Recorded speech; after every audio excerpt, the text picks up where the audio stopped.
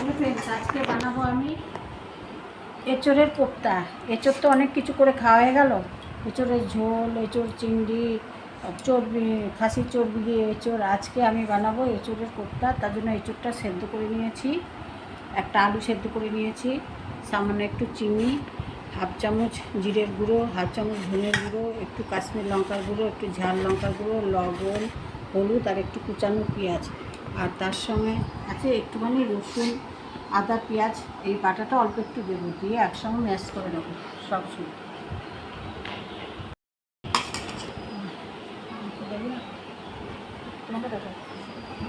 দেখুন আমি এইভাবে সব ম্যাশ করে নেব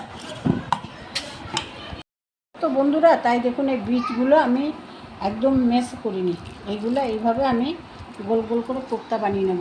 এই বড় এঁচোড়ের বীজ শুধু কোপ্তাগুলো খেতে আরও বেশি ভালো লাগে।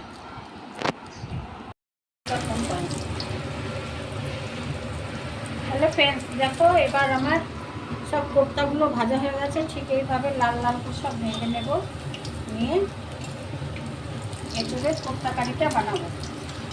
আমি বড় বড় করেই বানিয়েছি, তার কারণ এই কোপ্তার এঁচোড়টা বীজ হয়ে গেছে, খুব বড় এঁচোড়। এরকম করে ভাবলাম একটুখানি দিয়ে আর দেবো পেঁয়াজ কুচানো।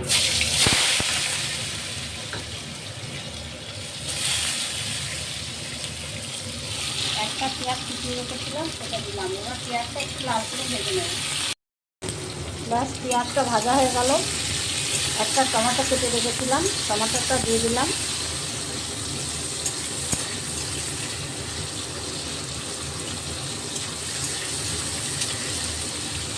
আর মশলা নিয়েছি একটু আদা, রসুন, পেঁয়াজ বাটা, 1 চামচ কাশ্মীর লঙ্কার গুঁড়ো, 1 চামচ ঝাল লঙ্কার গুঁড়ো, লবণ, হলুদ, ধনের গুঁড়ো, লঙ্কার গুঁড়ো সব 1 চামচ করে। আর তার সঙ্গে আছে একটু কোপ্তা কারি মশলা 1 চামচ। এবার এই মশলাটা আমি এতে দিয়ে দেবো।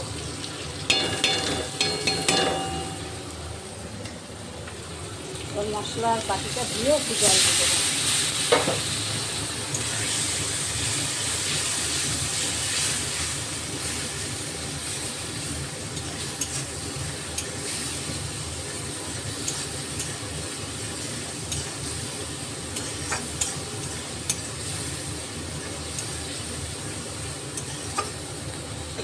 যতক্ষণ মশলাটা কষানো না হচ্ছে ততক্ষণ জল দেবো না।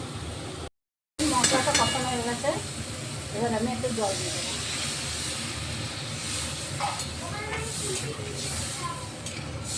ঝোলটা ফুটবে, তারপরে আমি বড়াগুলো দিয়ে দেবো, কোপ্তাগুলো দিয়ে দেবো।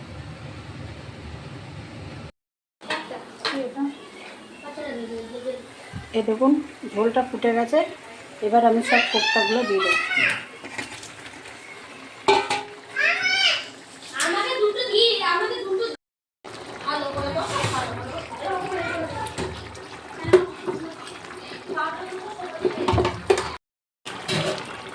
এবার একটু কসুরি মিষ্টি দিয়ে দিলাম।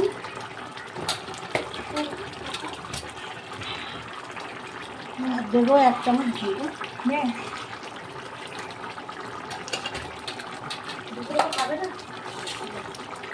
ব্যাস আমার এঁচোড়ের কোপ্তাটা একদম রেডি।